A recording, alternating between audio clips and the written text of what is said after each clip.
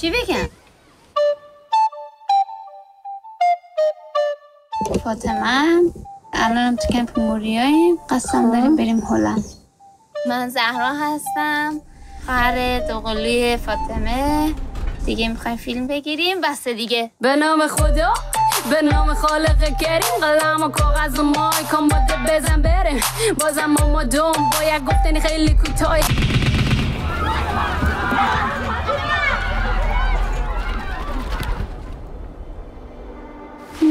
رفتن خوب.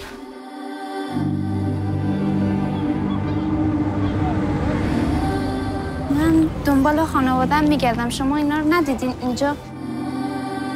من دوست دارم وقتی رسیدیم هلند اتاقمون آبی باشه. کار گفتی شغل چیه؟ چند نفر اینجا نفر جور میکنم در کشتی میشونم ما برم سمت اروپا. میخوایم بریم هلند، درسته؟ پس وقتی یه کاری که اون میتونه انجام بده چرا ما نتونیم انجام بدیم؟ میره میشناسم رفیق من، دوست من. پلیس سردار